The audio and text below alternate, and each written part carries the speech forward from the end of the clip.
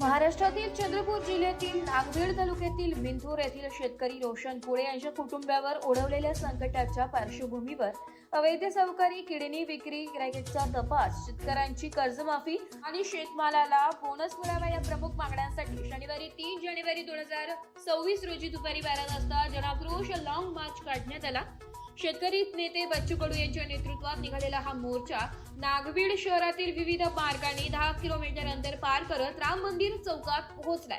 येथे 15 मिनिटे चक्काजाम आंदोलन करण्यात आल्याने शहरातील वाहतूक व्यवस्था विस्कळीत झाली, तर मोर्चा दरम्यान बाजारपेठ पूर्णतः बंद ठेवण्यात आली। शनिवारी दुपारी 12 वाजता नागभीड तालुक्यातील मिंथूर येथून लॉंग मार्चची औपचारिक सुरुवात करण्यात आली। रोशन कुळे यांच्या निवासस्थानापासून मोर्चाला प्रारंभ झालाय।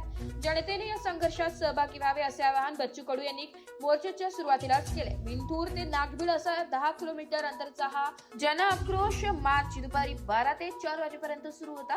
आयोजकांच्या माहितीनुसार प्रत्यक्ष मोर्चा साधारण 2 तास चालला, मात्र नियोजित वेळेप्रमाणे संपूर्ण आंदोलनाचा कालावधी 12 ते 4 असा 4 तासांचा राहिला।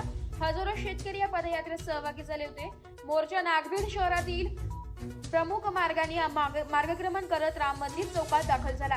या ठिकाणी 15 मिनिटे रस्त्यावर बसून चक्काजाम आंदोलन करण्यात आले, त्यामुळे नागभीड शहरातील वाहतूक व्यवस्था तात्पुरती विस्कळीत झाली आहे। दरम्यान शहरातील मुख्य बाजारपेठ आंदोलकांच्या आव्हानाला प्रतिसाद देत पूर्णतः बंद ठेवण्यात आली।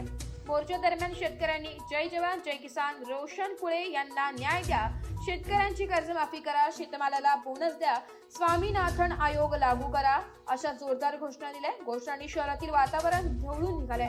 मोर्चा तहसील कार्यालयावर पोहोचल्यानंतर शेतकरी नेते बच्चू कडू यांच्या शिष्टमंडळाने तहसीलदार यांना मागण्यांचे निवेदन सादर केले। या आंदोलनाच्या सभामंचावर शेतकरी नेते बच्चू कडू, वामनराव चटप, रोशन कुळे यांची आई, पत्नी व कुटुंबीय उपस्थित होते। मोर्चात अमरावती, चंद्रपूर, नागपूर आणि भंडारा जिल्ह्यातील शेतकरी हजारोंच्या संख्येने सहभागी झाले होते।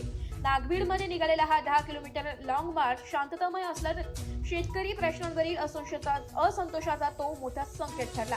हा मोर्चा फक्त सुरुवात आहे असा आंदोलनाचा सूर सभेत उमटलाय। प्रशासनाने तपास व जमीन परत मिळवून देण्याचे आश्वासन दिले असले तरी कर्जमाफी आणि शेतमाल बोनसवर सरकार काय भूमिका घेते याकडे आता विदर्भातील शेतकऱ्यांचं लक्ष लागलंय। एस मराठी न्यूज साठी जिल्हा प्रतिनिधी वहावाली सय्यद सह तालुका प्रतिनिधी संजय रामटेके, नागभीड।